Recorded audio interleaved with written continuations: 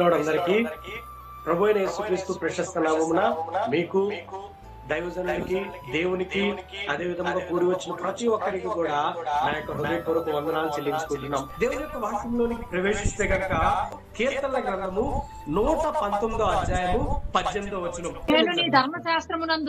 నేను నీ ధర్మశాస్త్రమునందు ఆశ్చర్యమైన సంగతులను చూచినట్లు నా కన్నులు తెరువుము. నా కన్నులు తెరువుము. చిన్న ప్రార్థన చేసుకుందాం. అలాగే కళ్ళు మూసుకోండి. దయమేడను మా తండ్రి, ప్రేమ కలిగిన మా గొప్ప దేవా, నీకు వందనాలు. ఈ రాత్రికాల సమయమందు నీ యొక్క వాక్య భాగం ద్వారా మాతోను మాట్లాడండి.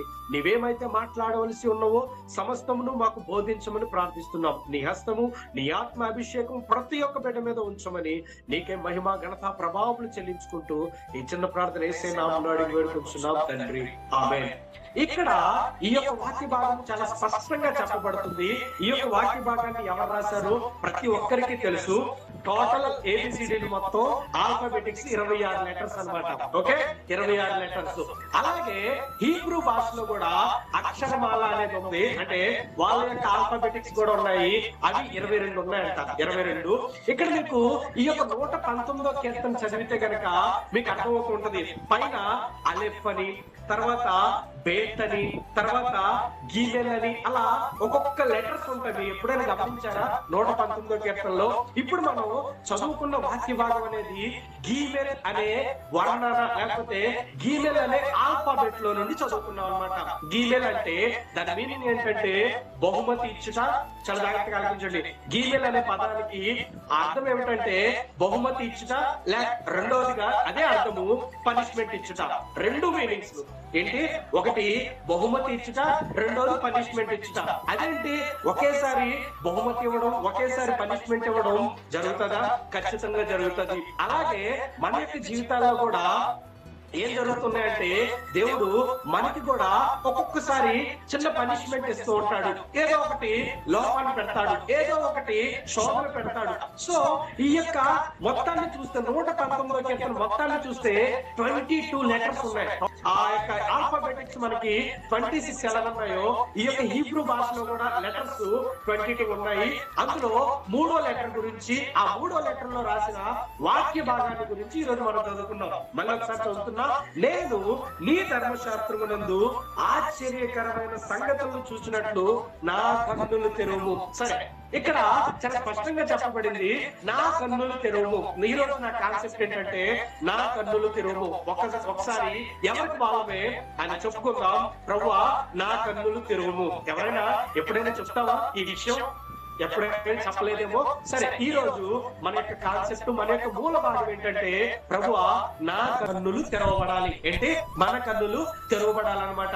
మన జీవితంలో ఆశ్చర్యకరమైన సంగతులు చూడాలి అంటే ఖచ్చితంగా మన కన్నులు ఖచ్చితంగా ఎప్పుడైతే తెరవబడతాయో అప్పుడు మాత్రమే ఆశ్చర్యకరమైన సంగతుల్ని మనం చూడగలుగుతాం. అందుకనే ఇక్కడ దావీదు భక్తుడు చాలా స్పష్టంగా, చాలా వర్ణనాతీతంగా ఈ మాటలు రాశాడు. ఒకానొక సమయంలో ఒక సిరియా దేశానికి రాజుగా ఉంటున్న వ్యక్తి ఒక ఆలోచన చేశాడు. ఏమనంటే ఇజ్రాయెల్ ప్రజలందరూ కూడా అటు ఇటుగా చాలా చెదురైపోయారు కదా, వాళ్ళందరికీ కూడా మనందరం కట్టడి చేసేద్దాం, వాళ్ళని ఒక ప్రదేశంలోనికి తీసుకురావడానికి మనం ప్రయత్నం చేద్దాం అని చెప్పేసి ఒక ఆలోచన కలిగి ఉన్నాడంట. అలా ఆలోచన కలిగి ఆ యొక్క ప్రాంతంలో తన యొక్క గుంపును దింపేసి అక్కడికి ఎవరైతే ఇజ్రాయెల్ ప్రజలు వస్తారో, అక్కడికి ఎవరైతే ఇజ్రాయెల్ ప్రజలు సమీపంగా వస్తారో వాళ్ళని టపేలమని లేపేసి ఆ యొక్క ఇజ్రాయెల్ ప్రజలందరినీ కూడా తగ్గించేద్దాం, వాళ్ళ యొక్క సంతతిని, వాళ్ళ యొక్క సామ్రాజ్యాన్ని నెమ్మదిగా స్లో పాయిజన్ లాగా నాశనం చేసేద్దామని ఒక పన్నాగాన్ని పన్ని అదే రీతిగా అదే ఆలోచన కలిగి ప్లాన్ చేసేసాడు. ప్లాన్ చేసేసరికి అదే రీతిగా ప్రతి ఒక్కరు కూడా రాజుగారి ఆజ్ఞని పాటించారనమాట. అదే విధంగా ఎలా అయితే రాజు చెప్పాడో ఆ యొక్క ప్రాంతంలోనికి వెళ్ళిపోయి వాళ్ళ యొక్క స్థావరాన్ని ముట్టడి చేయడానికి సమస్తం సిద్ధమైపోయింది. ఇంతలో ఇశ్రాయేల్ ప్రజల దగ్గర ఒక గొప్ప దైవజనుడు, ఒక గొప్ప ప్రవక్త ఉండడం చేత వెంటనే దేవుడు ఆ యొక్క ప్రవక్తకి చెప్తున్నాడు, అయ్యా ఈ యొక్క సిరియా అనే రాజు ఆ యొక్క ప్రజలందరినీ కూడా నాశనం చేయాలని, లేకపోతే ఆ యొక్క ప్రజలందరినీ కూడా ముట్టడి చేయాలని ఆలోచన కలిగి ఉన్నాడు. పన్నాగం కలిగి ఉన్నాడు, దయచేసి మీరందరూ చాలా జాగ్రత్తగా కేర్ఫుల్ గా ఉండండి అని ఆ యొక్క ప్రవక్త లేకపోతే ఆ యొక్క దైవజనుడు వెంటనే ఇజ్రాయేలు రాజుకి చెప్పేస్తున్నాడు అనమాట. వెంటనే ఈ యొక్క ఇజ్రాయేల్ రాజు అలర్ట్ అయిపోయాడు అనమాట. అమ్మో, నా ప్రజలందరూ కూడా నాశనం అయిపోతారు, నా ప్రజలందరూ కూడా అంతరించిపోతారు అని చెప్పేసి వెంటనే ఏం చేస్తున్నాడంటే ఆ విధంగా ఆ యొక్క ప్రదేశంలోనికి ప్రజలను పంపించుకోకుండా ఆపుతున్నాడు. ఇదే విషయం సిరియా రాజుకి తెలిసిపోయింది. అరే, నేను ఎవరికి తెలియకుండా నేను ప్లాన్ వేస్తున్నానే, ఎవరికి తెలియకుండా గొప్ప గొప్ప ప్రణాళికలు వేస్తున్నానే, గొప్ప గొప్ప ఆలోచనలు, గొప్ప గొప్ప కన్నింగ్ ఆలోచనలు నేను వేస్తున్నానే, కానీ ఇజ్రాయెల్ ప్రజలకి ఏదో రూపంలో తెలిసిపోతుంది మన గుంపులోనే ఎవడో ఒకడు గూఢాచారి ఉన్నాడు, మన విషయాలన్నింటినీ కూడా ఆ యొక్క ఇజ్రాయేల్ రాజుకి చెప్పేస్తున్నాడు అని చెప్పేసి ఆ యొక్క సిరియా రాజు కంగారు పడిపోయాడు. కంగారు పడిపోయి ఆ యొక్క ప్రజలందరినీ పిలుస్తున్నాడు. అరే, మనలో ఎవడో ఒకడు కన్నింగ్ గాడు ఉన్నాడు, వాడు మన దగ్గర మన మాట చేస్తూ మన దగ్గర ఉంటూ మరలా ఆ యొక్క సమాచారాన్ని అంతటినీ కూడా ఇజ్రాయేల్ ప్రజలకి చేరవేస్తున్నాడని ఆ యొక్క ప్రజలందరినీ, సిరియా ప్రజలందరినీ పిలిపించి ఒక మీటింగ్ పెడుతున్నాడు అనమాట. ఆ యొక్క సిరియా రాజు అలాగా అనేసరికి ఆ యొక్క సిరియా ప్రాంతంలోనే ఒక వ్యక్తి అంటున్నాడు, అయ్యా, మనలో ఎవ్వరు కూడా అలా లేరు, మనలో అలా ఇక్కడ సమాచారాన్ని అక్కడికి చేరడానికి మనలో ఎవరు లేరు, కానీ ఇజ్రాయెల్ ప్రదేశంలోనే ఆ యొక్క రాజు దగ్గరే ఒక గొప్ప ప్రవక్త, ఒక గొప్ప దైవజనుడు ఉన్నాడు, దేవుడు అతనికి తోడుగా ఉన్నాడు కాబట్టి అతనికి సమస్తము తెలిసిపోతున్నాయి, అతనే ఇజ్రాయెల్ రాజుకి సమస్తమైన సమాచారాన్ని అందిస్తున్నాడని చెప్తాడనమాట. వెంటనే రాజు గారికి కోపం వచ్చేస్తుంది. నా దేశంలో నేను ఇంత ప్రణాళికలు చేస్తున్నాను, ఎంత గొప్పగా ఆలోచన చేస్తున్నాను, ఈ విధంగా ఎందుకు చేస్తున్నాడని వెంటనే అతని దగ్గరికి వెళ్ళి అతను తోడుకొని వచ్చేయండి అని చెప్పేసి చెప్తాడనమాట. చెప్పి తన యొక్క గుర్రాల్ని, రథాల్ని అన్నిటినీ కూడా ఆ యొక్క వ్యక్తి దగ్గరికి పంపిస్తాడు. పంపిస్తే ఈ యొక్క దైవజనుడి దగ్గర ఒకే ఒక పనివాడు ఉంటాడు, ఇంకెవ్వరు ఉండరు. ఎవరు? ఈ యొక్క దైవజనుడు, ఇంకొక పనివాడు, వీళ్ళిద్దరు తప్పించి అతనితో ఎవ్వరు కూడా ప్రదేశంలో లేరనమాట. ఈ యొక్క పనివాడు తెల్లవారి చూస్తున్నాడు అనమాట. తెల్లవారి లెగిసి చూసేసరికి ఆ ప్రాంతం అంతా కూడా సిరియన్లు పెద్ద గుంపుతో గుర్రాలతోనూ రథాలతోనూ వస్తున్నట్టు అతనికి కనబడుతుంది. 2వ రాజుల గ్రంథము 6వ అధ్యాయము 17వ వచనం. వీడు చూచినట్లు దయచేసి వీని కండ్లను తెరువమని ఎలీషా ప్రార్థన చేయగా, వీని కండ్లను తెరువమని ఎలీషా ప్రార్థన చేయగా, యెహోవా పనిదాని కండ్లను తెలియజేసెను, పనివాని కండ్లను తెరువజేసెను గనుక వాడు ఎలీషా చుట్టూను పర్వతము అగ్ని గుర్రముల చేత రథముల చేతను నిండి ఉండుట చూసాను. చాలు. ఇక్కడ ఈ యొక్క వాక్యాన్ని ఎందుకు చదివిస్తున్నారంటే మీకు అంత స్టోరీ, బ్యాక్గ్రౌండ్ స్టోరీ అర్థమైపోయింది కదా. ఆ యొక్క సిరియా రాజు సైన్యంతో వచ్చేసాడు. ఇక్కడ ఎలీషా అనే ప్రవక్త, ఆ దైవజనుడి పేరు లేకపోతే ఆ యొక్క ప్రవక్త పేరు ఎలీషా. ఆ యొక్క వ్యక్తి దగ్గర పనిచేసే వ్యక్తి తెల్లవారి ఆ యొక్క సైన్యాన్ని చూసి భయపడిపోయి ఆ యొక్క ప్రవక్త అయిన ఎలీషా దగ్గరికి వెళ్ళి చెప్తున్నాడు అనమాట. అయ్యా, వీళ్ళు ఇలా వచ్చేసారు, ఈ విధంగా వచ్చేసారు అని చెప్పినప్పుడు వెంటనే ఎలీషా ఏమని ప్రార్థన చేస్తున్నాడో తెలుసా? ప్రభువా, నా దేవా, ఈ పనివాడి యొక్క కన్నులను తెరువుము. హల్లెలూయా. ఈ పనివాడి యొక్క కన్నులను తెరువుము అని చెప్పినప్పుడు దేవుడు ఆ యొక్క పనివాడి యొక్క కన్నులు తెరుస్తున్నాడు. కన్నులు తెరిచేసిన వెంటనే ఏం చూస్తున్నాడు తెలుసా? అతని చుట్టూ, అనగా ఆ యొక్క ప్రవక్త అయిన ఎలీషా చుట్టూ కూడా రథాలు ఉన్నట్టు, గుర్రాలు ఉన్నట్టు, సైన్యం అంతా కూడా చాలా విస్తారంగా ఉన్నట్టు ఆ యొక్క పనివాడు చూస్తున్నాడు. హల్లెలూయా. ఎంత గొప్ప కార్యం కదండి, ఎంత గొప్ప ఆశ్చర్యకార్యం కదండి. ఎప్పుడైతే కన్నులు తెరవబడతాయో, ఎప్పుడైతే మన కళ్ళు నిజంగా తెరవబడతాయో అప్పుడు ఖచ్చితంగా అద్భుత కార్యాలని మనం చూడగలుగుతాం. హల్లెలూయా. అక్కడ దావీదు భక్తుడు కూడా నేను ఆశ్చర్యకరమైన సంగతులను లేకపోతే ఆశ్చర్యకరమైన సంగతులను చూడాలి అంటే నా కన్నులు తెరవండి ప్రభువా అని దావీదు చెప్తున్నాడు. ఇక్కడ ఎలీషా కూడా ప్రభువా ఆ యొక్క పనివాడి యొక్క కన్నులు తెరవండి, వాడు అద్భుతం ఇప్పుడే చూడాలి, వాడు ఆశ్చర్య కార్యములు ఇప్పుడే చూడాలి, వాడి యొక్క జీవితంలో ఒక గొప్ప కార్యము జరిగించబడాలి అని ఎలీషా ప్రార్థన చేస్తున్నాడు. వెంటనే ఆ పనివాడి యొక్క కన్నులు తెరవబడుతున్నాయి. వెంటనే ఒక అద్భుతాన్ని చూస్తున్నాడు. ఆ అద్భుతం ఏంటో తెలుసా?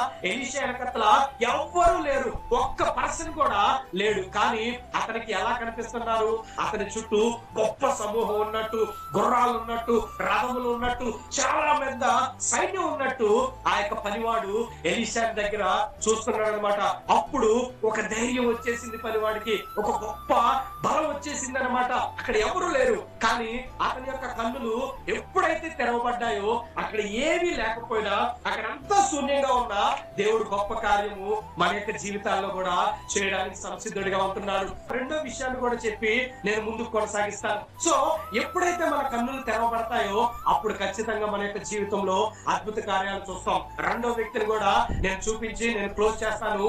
ఆ రోజు క్రైస్తవులుగా పిలువబడే ప్రతి ఒక్కరిని కూడా హింసిస్తున్నాడు, తంతున్నాడు, వాళ్ళ కొరడాలతో హింసిస్తున్నాడు, చెరసాల్లో బంధిస్తున్నాడు. వాళ్ళని ఎన్నో రకాలుగా బాధలు పెడుతూ క్రైస్తవుల్ని ఇంకా సర్వనాశనం చేసేద్దామని బయలుదేరుతున్నాడు. బయలుదేరేసరికి మార్గ మధ్యలో యేసుక్రీస్తు ప్రభువారే అతనికి ఎదురుపడిపోయి సౌలా సౌలా నన్నేలా హింసిస్తున్నామని డైరెక్ట్ గా అటాక్ ఇచ్చేసాడు అనమాట. ఈ క్రైస్తవులుగా పిలువబడుతున్న ప్రతి ఒక్క జనాంగాన్ని హింసించాడు, తన్నాడు, కొట్టాడు, కొరడాలతో ఎన్నో రకాలుగా ఇబ్బందులు పెట్టాడు. చివరికి ఆ యొక్క ప్రజల్ని నాశనం చేయడానికి పరుగు పరుగున వెళ్తున్నాడు. మార్గ మధ్యలో యేసుక్రీస్తు ప్రభువారు ఒకేసారి ప్రత్యక్షం అయిపోయానికి అతనికి ఏంటో తెలియక అతని కన్నులన్నీ కూడా మూయబడినాయి. ఆ యొక్క వాక్యాన్ని కూడా చదువుకొని నేను ముగిస్తాను. అపోస్తుల కార్యములు 9వ అధ్యాయం 4వ వచనం. అప్పుడు అతడు నేల నిలబడి సౌలా సౌలా నీవేళ నన్ను హింసించున్నావని తనతో స్వరం పలుకుతా వినెను. ప్రభువా నీవెవడవని అడుగగా అతడు ఆయన నేను నీవు హింసించున్న యేసును, లేచి నీ పట్టణంలోనికి వెళ్ళుము, అక్కడ నీవు ఏమి చేయవలనో అది నీకు తెలుపబడినని చెప్పాను. అతనితో ప్రయాణం చేసిన మనుషులు ఆ స్వరం వినిరి గాని ఎవరిని చూడక మౌనులై నిలవబడిది. సౌలు నేల మీద నుండి లేచి కన్నులు తెరిచినను ఏమీ చూడలేకపోయాను గనుక వారు అతను చేయి పట్టుకుని దమస్కులోనికి నడిపించిరి. అతను 3 దినములు చూపలే. చాలు. ఇక్కడ ఏంటి జరుగుతుంది? ఆ యొక్క సౌలు ఎదురుపడిపోయాడు.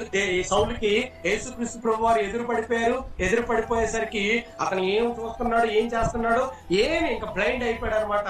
అతడు కన్నులు తెరిచి చూశాడు గాని ఏమీ కనబడట్లా. కన్నులు తెరిచి చూశాడు గాని ఏమీ కనబడట్లా. ఎందుకు కనబడట్లేదంటే ఒకేసారి కౌంటర్ అటాక్ వచ్చేసరికి మనం అంతా కూడా అంధత్వం పొందుకుంటాం అనమాట. మనకేమి కనిపించదు, ఏమి కూడా వినిపించదు, ఏమి ఉండదు. ఒకేసారి ఈ యొక్క సౌలు గారికి కూడా యేసుక్రీస్తు ప్రభువారు కనిపించేసరికి అతనికి ఏమి కనిపించకపోయేసరికి ఆ యొక్క వ్యక్తి ఇంకా సైలెంట్ అయిపోయాడు. ఎంత ఆవేశంతో వెళ్ళాడు, ఎంత వాళ్ళందరినీ కూడా ఒకే ఏట్లో చంపేయాలని బయలుదేరాడు.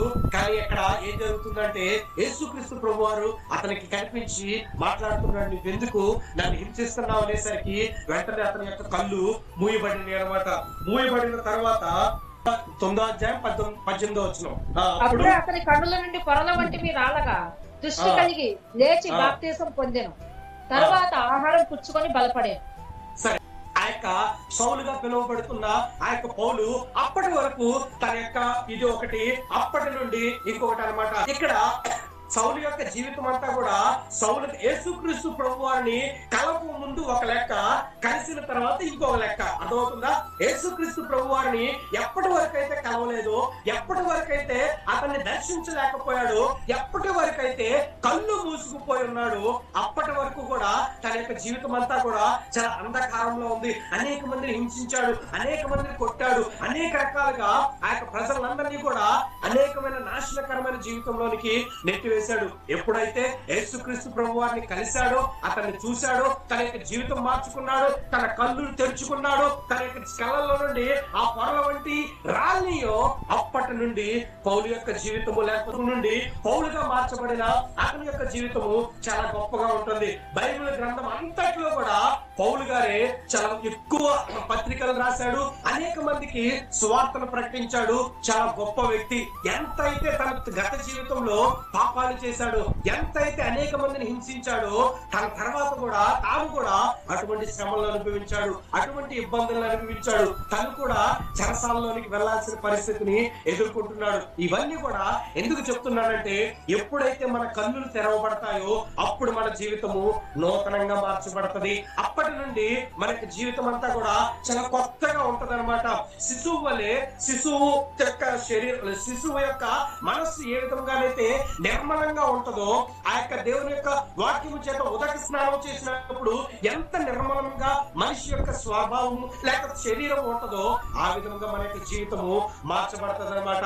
కాబట్టి మన యొక్క కన్నులు ఇంకా మూయబడి ఉన్నాయా, లేకపోతే ఈ రాత్రి కాల సమయం అందే వాటిని కన్నులు తెరిచి అద్భుతాలను చూద్దామా, లేకపోతే మన యొక్క జీవితాన్ని మార్చుకుందామా అనే విషయాల్ని మనకి మనమే పరిశీలన చేసుకుంటున్నాం అనమాట. ఈ రాత్రికాల సమయం ముందు దేవుడు మనందరితో మాట్లాడుతున్నాడు, నాతో కూడా మాట్లాడుతున్నాడు. ఈ యొక్క మీటింగ్ లో ఉన్న ప్రతి ఒక్క యవనస్తుడితో, ప్రతి ఒక్క యవన చెల్లితో, యవన తమ్ముడితో మాట్లాడుతున్నాడు. ఏమిటంటే, నీవు నీ యొక్క కన్నులు తెరిచిన తర్వాతే నీ జీవితంలో అద్భుతాలను చూస్తావు. నీవు నీ యొక్క కన్నులు తెరిస్తేనే నీ యొక్క జీవితము నూతనంగా మార్చబడుతుంది. నీ కళ్ళు మూసుకొని నా జీవితం కొత్తగా అయిపోవాలి, నా బ్రతుకంతా మార్చబడాలి, నా జీవితం అంతా ఆశీర్వాదకరంగా ఉండాలి, నాకు డబ్బు వచ్చేస్తూ పడిపోవాలి అని నువ్వు ఎంతగా ప్రార్థించినా, ఎంతగా వేడుకున్నా సరే నీ కన్నులు తెరవబడకుండా, నీ కన్నుల్లో నుండి పొరల వంటివి రావకుండా నీ జీవితం ఎప్పటికీ కూడా అభివృద్ధి చెందదు. ఎప్పటికీ కూడా అద్భుతాల్ని, ఆశ్చర్యకార్యాల్ని నువ్వు ఎంతగా ట్రై చేసినా పొందుకోలేవు అనమాట. ఈ రాత్రి ఆ రోజు ఆ యొక్క ఎలీషా యొక్క పనివాడు యొక్క కన్నులు తెరవబడుతున్నాయి, అతడు అద్భుతాలను చూస్తున్నాడు. ఈ రాత్రి నీ కన్నులు కూడా తెరవమని దేవునికి ప్రార్థన చేద్దాం. నీవు కూడా అద్భుతాల్ని ఈ రాత్రి కాల సమయం అందే చూడాలి. ఈ రాత్రి కాల సమయం అందే గొప్ప అద్భుతము నీ జీవితంలో జరగాలి అని నీవు ప్రార్థన చేయి. ఖచ్చితంగా ఆ యొక్క ఎలీషా పనివాడి యొక్క కన్నులు తెరవబడినాయో అలాగే మన యొక్క కన్నులు కూడా ఈ రాత్రి కాల సమయం అందే తెరిచి గొప్ప అద్భుత కార్యము, గొప్ప ఆశ్చర్య కార్యము, గొప్ప సూచన క్రియ మన యొక్క జీవితంలో మనం అనుభూతి చెందుదాం. రెండవదిగా మన యొక్క కళ్ళల్లో నుండి పొరల వంటివి రాల్చేసుకుందాం. మన యొక్క కళ్ళని తెరుచుకొని మన యొక్క జీవితాన్ని నూతనంగా మార్చుకుందాం. ఇంకా ఎవరైనా మీరు బాప్తిస్మం పొందకపోతే గనక ఇదే అనుకూల సమయము, ఇదే రక్షణ దినము. మన యొక్క కన్నులను తెరుచుకొని మన యొక్క గతించిన పాప జీవితాన్ని అంతటిని కూడా ఒప్పుకొని విడిచిపెట్టి, ప్రభువా నేను ఘోరమైన పాపిని ప్రభువా, నీకు తెలిసే అనేకమైన పాపాలు చేసేసాను, నిన్ను ఎన్నో రకాలుగా ఇబ్బందులు పెట్టాను, ఎన్నో రకాలుగా గాయపరిచాను, ఎన్నో రకాలుగా నిన్ను అనేక రకాలుగా నిన్ను ఏడిపించాను ప్రభువా, దయచేసి నన్ను క్షమించవా, నన్ను నా యొక్క జీవితాన్ని నూతనంగా మార్చవా అని ఒక్కసారి దేవుడితో మనం ఈ రాత్రికాల సమయం ముందు కన్నులు తెరుచుకొని ప్రార్థన చేస్తే గనక ఖచ్చితంగా దేవుడు నీ యొక్క జీవితాన్ని కూడా ఆశ్చర్యకరంగాను అద్భుతంగాను చేయబోతున్నాడు. ఆమేన్. చిన్న ప్రార్థన చేసుకుందాం. దయామయుడైన మా తండ్రి, ప్రేమ కలిగిన మా గొప్ప దేవానికి వందనాలు ప్రభా. ఈ గూగుల్ మీట్ లో పాల్గొన్న ప్రతి ఒక్క యవనస్తుని జ్ఞాపకం చేసుకుని నడిపించండి ప్రభా. గూగుల్ మీట్ నడిపిస్తున్న నీ చేతుల పదాలకు అప్పగిస్తున్నాం. దయచేసి ప్రభా 30 60 100 నీవు ఆశీర్వాదంలోనికి నడిపించండి. ఈ సంవత్సరంలో తాను పూనుకున్న ప్రతి పనిలోనూ నీవు తోడుగొని సహాయం చేయండి ప్రభా. గూగుల్ మీట్ లో పాల్గొన్న ప్రతి అక్కని, ప్రతి చెల్లిని, ప్రతి తమ్ముడిని, ప్రతి అమ్మని కూడా ప్రభా నీ చేతుల పదాలకు అప్పగిస్తున్నాం. వారు ఏమైతే అవసరతలో ఉన్నారో, వారి యొక్క జీవితంలో ఏ అద్భుతం చూడాలనుకుంటున్నారో ఈ రాత్రికాల సమయం మధ్య యేసుక్రీస్తు నజరేయుడైన యేసుక్రీస్తు నామములో అది జరుగును గాక. ఆమేన్.